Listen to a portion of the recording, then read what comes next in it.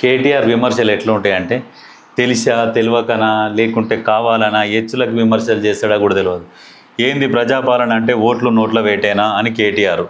ఎందుకంటే ఇప్పుడు ఎస్ఎల్బిసి సొరంగం కుప్పకూలిందంట, అందులో 8 మంది చిక్కుకుపోయారు.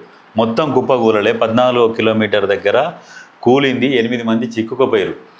దాని గురించి కేంద్ర బలగాలు వచ్చినాయి, సహాయక చర్యలు చేపట్టింది, వాళ్ళ ప్రయత్నం వాళ్ళు చేస్తూనే ఉన్నారు. నిన్న మంత్రులు కూడా ఎవరు మన ఉత్తమ్ కుమార్ రెడ్డి అక్కనే ఉన్నాడు, జూపల్లి అక్కనే ఉన్నాడు, వీళ్ళందరూ సహాయ చర్యలలో పాల్గొన్నారు.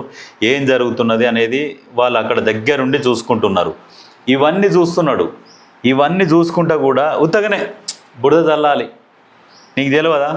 నువ్వు బీఆర్ఎస్ వర్కింగ్ ప్రెసిడెంట్వి, ఒక ప్రజానాయకునివి, మరి ప్రభుత్వాన్ని అడగొచ్చు కదా, ఫోన్ చేసి కేటీఆర్ సంప్రదించిండు అని రావాలి కదా న్యూస్లల్లో. ఏం జరుగుతుంది, ఎట్లా ఉన్నది, వాళ్ళ పరిస్థితి ఏంది అని చెప్పేసి నువ్వు తెలుసుకోవచ్చు కదా. తెలుసుకొని ఇట్లా ఇట్లా ఇట్లా ప్రెస్ మీట్ పెట్టి ఇట్లా ఇవ్వచ్చు కదా. మరి అవన్నీ ఉండవు. ఓన్లీ ఏం చల్లాలి, బురద చల్లాలి. ఈ బురద చల్లుతాడు ఎంతసేపటికి.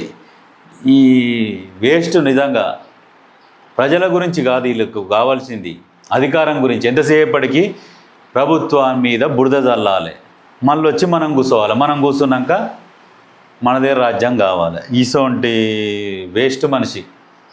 అక్కడనేమో వాళ్ళు ప్రాణాపాయ స్థితిలో వాళ్ళు ఉంటే ఇప్పుడు ఈయనంటే ఈయన దగ్గర దమ్ము లేక ఎమ్మెల్సీ ఎలక్షన్లలో పోటీ చేయలే. వీళ్ళు పోటీ చేసేటోళ్ళు మరి పాల్గొనాలి కదా, ప్రచారం చేసుకోవాలి కదా, అది చేసుకోవాలి. దాంతోపాటు ఇది కూడా చూస్తూనే ఉన్నారు వాళ్ళు.